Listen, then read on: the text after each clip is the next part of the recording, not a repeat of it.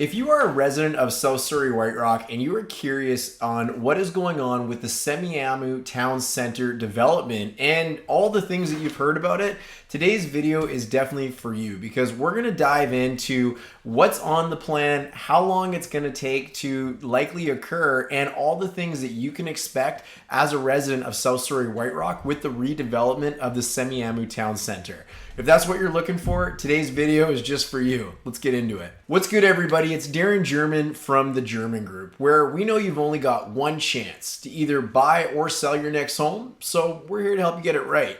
Make sure to hit that subscribe button so you don't miss out on any of the information we release on a regular basis to help you become either a better home owner, a better home buyer, or a better home seller. So it's kind of a local thing where everyone knows something's kind of going on with the mall, the Semiahmoo Mall, and the general Semiahmoo Town Center area. But today's video is really about what is happening and what's on the docket and what can we expect as residents of South Surrey, White Rock in the coming years in terms of development and all the great stuff that may come along with that, and maybe some of the bad stuff that might come with that. Back in January of 2022, the City Council decided on a complete redo of the Semiahmoo Town Center area.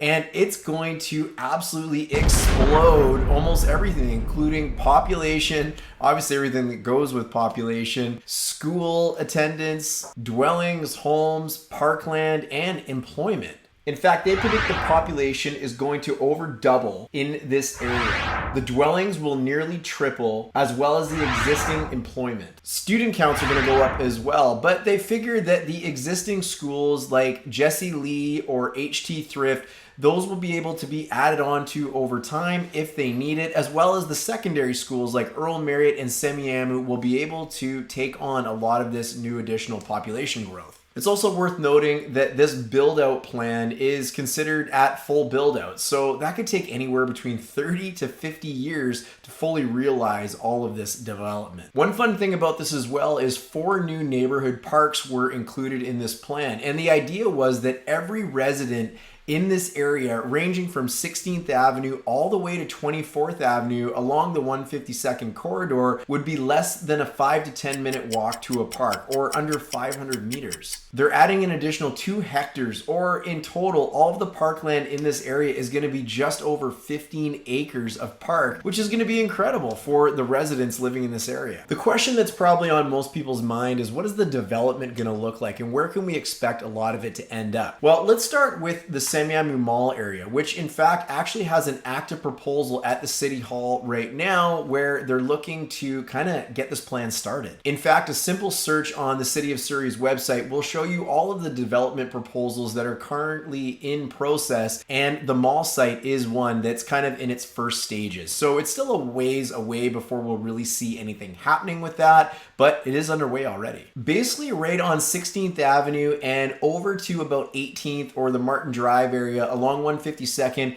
you're going to see high-rise buildings that are likely going to be 28 stories. These are also going to be mixed-use buildings, which means they're going to have some sort of commercial element on the bottom level or levels. As you continue on along 152nd, and even as you turn on to 24th Avenue, you're going to see more low-rise mixed-use buildings, again with some commercial elements to them, but they're probably going to be low-rise in and around 6 stories or less. They almost described it as though almost building a wall of buildings along 152nd. As you come away from 152nd, imagine you're walking. Those buildings are going to start to reduce in size, so you're going to lose the commercial aspect of a lot of them, especially once you get off 152nd. But as you go out, they're going to go to smaller low-rise buildings that could be anywhere between 4 to 6 stories. You're going to see lots of new things getting added in these areas as well, including new roads, new bike lanes, and new park space as mentioned previously. They also figure that 152nd is going to be used largely for rapid transit, whether it's rapid buses or some other sort of rapid transit that comes along the line.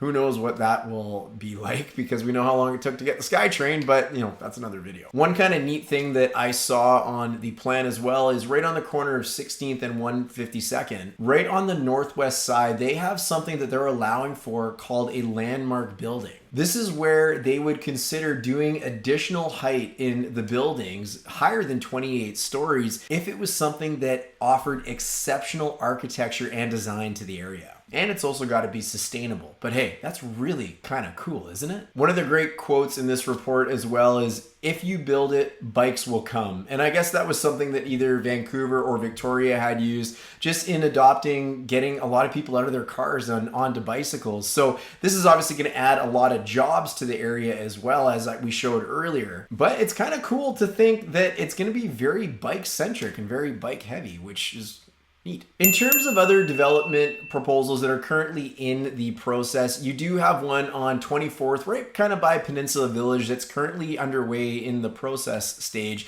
And you also have one kind of between 22nd and 24th Avenue on the west side of 152nd Street that is actively in process as well. Both, of course, are going to be mixed-use, low-rise buildings. So again, commercial on the bottom and buildings as high as up to 6 stories. I've included some links in this video so you can check out the information for yourself. There's lots to find there, but this is just really an overview and a synopsis of what you can expect. Again, it's going to be 30 to 50 years until this is completely built out. But the important thing I think to know is if you live very close to these areas, you know, we're in for a lot of construction in the not so distant future while this area significantly develops. Now, of course, there's also existing homes in this area, and you can't really do much with existing homes there until they start selling and turning hands. So once you start seeing all that happen, it'll really speed up the development process, but it's not going to happen overnight. Anyways, guys, I hope you learned something in this video. It's pretty exciting to see what is coming forward, and we'll learn more about what's going on in the Semiahmoo Mall area of the Semiahmoo Town Center